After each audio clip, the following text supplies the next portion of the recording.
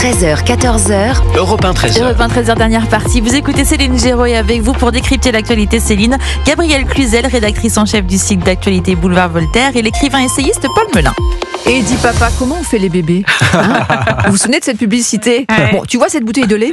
Voilà. Ben là, on va en parler. On va pas parler de la bouteille de lait parce que les naissances ont une nouvelle fois reculé en 2024. C'est l'enseignement majeur du bilan démographique annuel de l'INSEE qui a donc été dévoilé ce matin. Quelques 663 000 bébés sont nés l'an dernier. C'est 2,2% de moins qu'en 2023, mais 21% de moins qu'en 2010, année du dernier pic des naissances.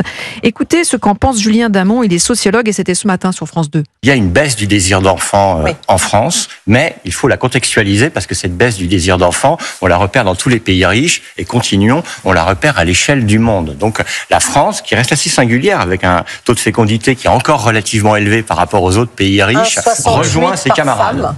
Oui, nous sommes aujourd'hui à peu près à moins de 1,7 enfants par femme. Nous étions à près de 2 enfants par femme lorsque nous étions en 2010. Cette place sur le podium des Olympiades de la fécondité, on risque de la perdre parce que d'autres, que ce soit les Roumains ou les Tchèques, cherchent à nous devancer en la matière. Voilà, Gabrielle Cluzel, voilà, on est sur un bas, c'est historiquement bas. Non, mais c'est un sujet qui devrait occuper toute l'information, c'est une actualité extrêmement grave. On parle de réforme des retraites, mais la réforme des retraites sans enfants, enfin, à partir du moment où on considère qu'il faut continuer sur la retraite par répartition, eh bien, c'est une pyramide de Ponzi, c'est Madoff, vous voyez. C'est-à-dire qu'on sert aujourd'hui des retraites, des gens donnent de l'argent et servent des retraites, mais personne ne sera capable de leur en servir à eux. Alors qu'on a de plus en plus de pépi-boom, enfin, on est dans le pépi-boom. Et on est qu'au début du problème. Et ça, c'est un vrai sujet qui, à mon avis, est d'ordre matériel, spirituel, non, c'est pas le mot que je voulais employer, mais philosophique, voilà.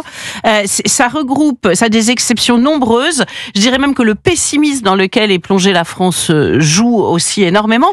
Il y a actuellement quand même des gens en Europe qui essaient de faire changer cette courbe. Il y a même Emmanuel Macron qui avait évoqué le réarmement démographique. Mais qu'est-ce qu'il a fait, pardon, mais celui qui a défait tout cela, il n'aime pas qu'on le dise, mais moi je le répète, c'est François Hollande. Il a soumis les allocations familiales à condition de ressources. D'une politique familiale, il a fait une politique sociale. Eh bien, on voit la courbe s'effondrer. Il avait appelé son ministère un ministère des familles, plus loin, famille. En fait, c'est un ministère des familles, du déprivatif. Il a détricoté les familles. Et le réarmement démographique, c'est pas pour tout de suite, a priori. Ah ben non, mais c'était très bien dit par l'interlocuteur dans le sujet. C'est-à-dire que c'est un contexte global, c'est le contexte de tout l'Occident riche depuis des années, le déclin démographique. C'est dû à quelques phénomènes quand même qu'on peut citer, qui sont des phénomènes anthropologiques de nos sociétés. Plus d'individualisme, moins de couples, moins de familles traditionnelles. Effectivement, un tiers des enfants aujourd'hui sont en famille monoparentale. Et absolument, et voilà, et c'est comme ça. On peut pas, si vous voulez, là, on n'est plus dans la décision purement politique. Si demain Emmanuel Macron ou François Hollande ou Nicolas Sarkozy, ils avaient voulu tout changer d'un coup et dire non, mettez-vous en couple, j'interdis le divorce ou je ne sais quoi. Non, c'est pas possible. Il y a un changement civilisationnel qui s'est opéré. On est obligé de composer avec. Désormais, les femmes travaillent, ça fait aussi une différence. Désormais, on fait des enfants plus tard. Désormais, on fait plus d'études. On a des professions de service où on fait une longue carrière. Regardez dans les grandes métropoles, la vie un peu classique qu'on peut avoir quand on a aujourd'hui 25, 30, 35 ans.